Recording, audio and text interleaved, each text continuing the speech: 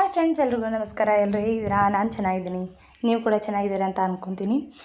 ಈ ವಿಡಿಯೋ ಮೂಲಕ ತಮಗೆಲ್ಲರಿಗೂ ತಿಳಿಸುವ ವಿಷಯ ಏನೆಂದರೆ, ರಾಜ್ಯದಲ್ಲಿ ಸದ್ಯ ಎಲ್ಲೆಡೆ ಗ್ಯಾರಂಟಿಗಳು ಬಂದಾಗುತ್ತವೆ ಎನ್ನುವ ಸುದ್ದಿಗಳು ಹರಿದಾಡುತ್ತಿವೆ.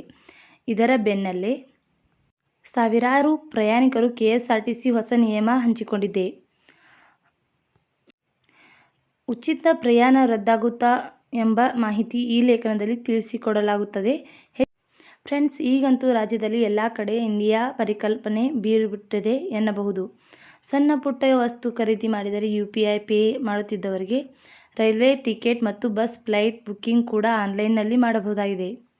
ಹೀಗಾಗಿ ನಗದು ರಹಿತ ಆನ್ಲೈನ್ ವ್ಯವಹಾರ ಎಲ್ಲ ಕಡೆ ಸಾಮಾನ್ಯವಾಗಿ ಬೀಡು ಬಿಟ್ಟಿದೆ. ಇದೀಗ KSRTCನಲ್ಲಿ ಹೊಸದೊಂದು ಪರಿಕಲ್ಪನೆ ಜಾರಿಯಾಗಲಿದ್ದು, ಇದರಿಂದ ಪ್ರಯಾಣಿಕರಿಗೆ ಅನೇಕ ತೆರನಾದ ಪ್ರಯೋಜನ ಸಿಗಲಿದೆ ಎಂದು ಈ ವಿಡಿಯೋದಲ್ಲಿ ತಿಳಿಯಬಹುದು. ಕೆಲವೊಂದು ಸರ್ಕಾರಿ ಮತ್ತು ಖಾಸಗಿ ಬಸ್ನಲ್ಲಿ ಇತ್ತೀಚೆಗಷ್ಟೇ ಡಿಜಿಟಲ್ ಫೀ ವ್ಯವಸ್ಥೆಯನ್ನು ಪ್ರಯೋಗವಾಗಿ ಜಾರಿಗೆ ತಂದಿರುವುದನ್ನು ನಾವು ನೋಡೇವೆ. ಈಗ ಅದರ ಬೆನ್ನಲ್ಲೇ ಬಸ್ ಪಾಸ್ ವ್ಯವಸ್ಥೆ ಸುಗಮಗೊಳಿಸಲು ಹೊಸ ವ್ಯವಸ್ಥೆ ಜಾರಿ ಮಾಡಲಾಗುತ್ತಿದೆ. ಡಿಜಿಟಲ್ ಫೀ ಹಾಗೂ ನೂತನ ಬಸ್ ಪಾಸ್ ಯಾವಾಗ ಬಿಡುಗಡೆ ಆಗುತ್ತಿದೆ. ಇದರ ಸಹಾಯದಿಂದ ಬಸ್ ಪಾಸ್ ಸುಲಭಕ್ಕೆ ನವೀಕರಣ ಮಾಡಬಹುದು. ಅದರ ಜೊತೆಗೆ ಬಸ್ ಪಾಸ್ ಮತ್ತು ಟಿಕೆಟ್ ಕಳೆದು ಹೋದರೆ ಚಿಂತಿಸುವ ಅಗತ್ಯ ಇಲ್ಲ. ಈ ಆ್ಯಪ್ ನಿಮಗೆ ಶೀಘ್ರವಾಗಿ ಪರಿಹಾರ ನೀಡುತ್ತದೆ ಎಂದು ಹೇಳಬಹುದು.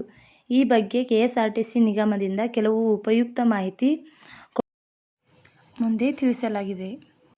ಬಹುತೇಕ ಕಡೆ UPI ವ್ಯವಹಾರ ಸಾಗುತ್ತಿದ್ದಂತೆ ಸರ್ಕಾರಿ ಬಸ್ನಲ್ಲಿ ಕೂಡ ಡಿಜಿಟಲ್ ಪೇಗೆ ಬೆಂಬಲ ಎಲ್ಲ ಜನರು ನೀಡುತ್ತಿದ್ದಾರೆ. ಕರ್ನಾಟಕ ರಾಜ್ಯ ರಸ್ತೆ ಸಾರಿಗೆ ಸಂಸ್ಥೆ ಇತ್ತೀಚೆಗೆ ಒಂದು ವಿಚಾರವನ್ನು ಹೇಳಲಾಗಿದ್ದು, ಜೂನ್ 25ರ ನಂತರ KSRTC ಪ್ರಯಾಣಿಕರು ಡೆಬಿಟ್, ಕ್ರೆಡಿಟ್ ಹಾಗೂ UPI ಪೇಮೆಂಟ್ ಮಾಡಬಹುದು ಎಂದು ಸೂಚನೆ ನೀಡಲಾಗಿದೆ. ಹಾಗಾಗಿ ಇನ್ನು ಮುಂದೆ ಪ್ರಯಾಣಿಕರು ಚಿಲ್ಲರೆ ಹಣ ಇಲ್ಲ